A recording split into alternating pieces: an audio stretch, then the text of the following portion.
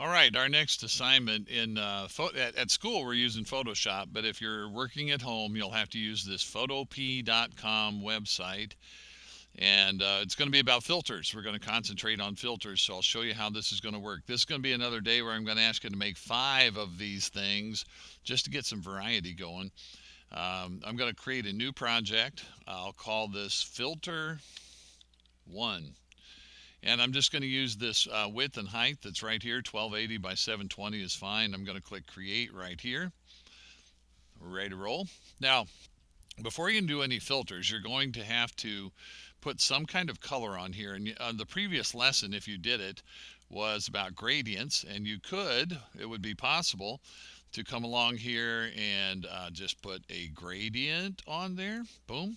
And then you could do some filters, and they would work. You'd be able to see what they were doing. I'll show you another way you can do it here in a second. So on this first one, I'll just take the gradient tool, and I'll put a gradient on there. Now here's what you do next. I'm going to the filter menu, and I'm not going to show you all these filters. I'm going to show you some ideas and possibilities that you could play with. So I think I'll go to distort on this one, and I think I'll try out twirl.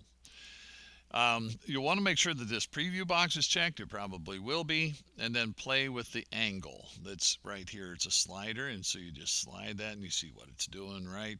It's taking that color that I had on there and twirling it. Yay. All right. This is very much, I have a saying in my class: when you're happy and you know it, click OK. So you twirl it like if you're twirling something, you twirl it to where you think it looks good. You're the judge.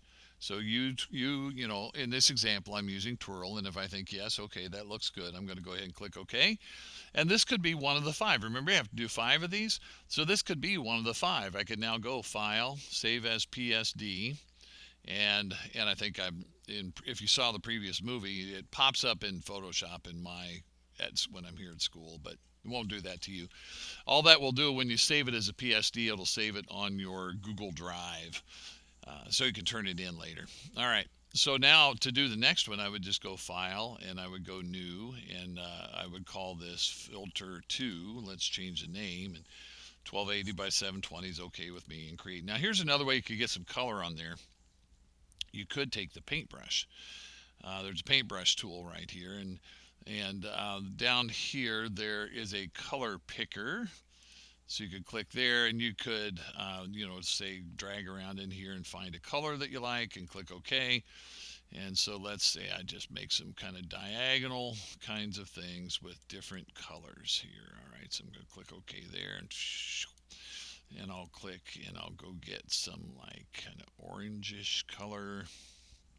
Click OK. I didn't quite, I want to paint through that gap there. All right.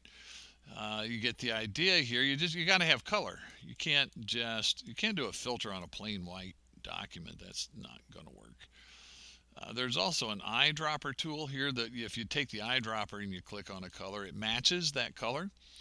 And then I could go back to my paintbrush and paint the rest of it. I have the same blue as I started back on the other side there. All right, so all I did there was just kind of paint some diagonal stripes of some color. And now, again, see, the filters won't work if you do it on a plain white background. You're not going to get anything. We're just making some cool looking backgrounds today is all we're doing. All right, so if I come along here and say, oh gosh, what shall we do? Let's try mosaic. All right, I'm going to filter, and what is that under? Distort? No. Where'd it go? Where did it go? Not blur. Where did I find mosaic? There it is, pixelate, mosaic. And I could play with the cell size, and this makes it look all, what's the word? Pixel art. Makes it look like pixel art. So I turn the cell size up, and I get a thing that looks like that. And again, and you could, do you adjust it when you're happy and you know it. Click OK. And you don't have to do things just like I'm doing them.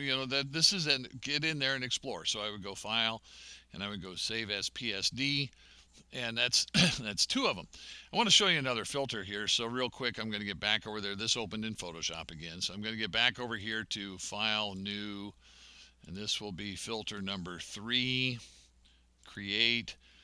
I'm not going to be picky about these, folks. I'm really not, I promise. there is, what do I want to do here? I'll get the gradient tool again, and I'll switch the gradient to something different just for kicks, and we'll make it a radial gradient, and we'll go like that. I'm going to show you the filter gallery. All right, I'll go to the filter menu, filter gallery. The filter gallery works like this. There's a whole bunch of things over here on the side, like stained glass. Let's try that. I'll click on stained glass. And with stained glass, you can play around with like the cell size and the border thickness, or the border. Oh yeah, man, that's kind of fun. Look at that. You got all kinds of things you can do there. All right, so I'm doing this stained glass filter to it on the filter gallery. I picked stained glass, and I'm playing around with the cell size and the border. And there's others. I mean, there's other things in there that you could certainly play around with. And if you're done, if you like it, when you're happy and you know it, over here on the top right hand side, there's an OK button. Here's a possibility now. It's also possible to do more than one filter on the same document. This stained glass filter I've done, I could now come along and maybe do something like, maybe I'll blur it some. And I could turn the blur way up, or just have a little bit of blur. Right, that's where, and I'll click OK there. So I've got stained glass and the blur. And the point there being that you can do more than one filter on the same document. Control Z is undo. If you ever undo something and you think, I don't like that, then undo it. Control Z is undo. All right, so on this one, I'll go save as PSD, and that will be filter number 3. All right, and now to show you one more thing, I'm going to do File, New, and again, I'm going to change the name of it. This will be filter number 4. 1280 by 720 is good. I'll hit Create, and I want to show you this. Let's see. What is a good way to show you this? I'm going to use the gradient tool again, and I'm going to use something that's got a lot of colors in it. All right, that'll work. All right, so I use this kind of rainbow, this real spectrum looking gradient, and I put it on radial, and I dragged it out, and I'm going to go to filter, and I want to show you Liquify. All right, so if I go to Liquify, it kind of goes into a separate screen here a little bit. Liquify allows you to, it treats the paint. I'm taking the mouse and I'm kind of stroking over the paint here, and it treats the paint like it's still wet, sort of, right?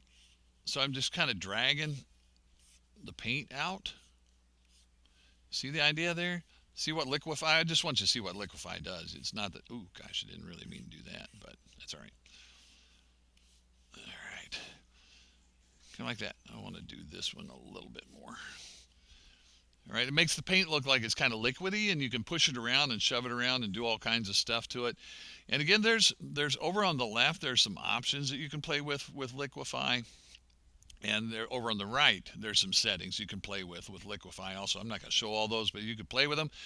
And when you're happy and you know it, over on the right-hand side, there's an OK button. You click OK, and it applies that filter to the document that you have here. And so, again, we're just trying to make some kind of cool-looking backgrounds is all we're doing. And we're playing with filters while we do it. And there, that's number 4. So I go File and Save as PSD. And let me hop back up there. And then to complete the assignment, I'd have to do one more. I would need one more, but I'm not going to do one more, right? Here's my number 1 where I did twirl, and I did some pixelate there, and I did a combination of the stained glass and the blur, and here I did Liquify. But you don't have to do the same thing as me. Get in there and have fun. Make stuff that looks cool. And who's the judge of what looks cool? You are. You're the one who decides. All right, that's it. Let's go to work.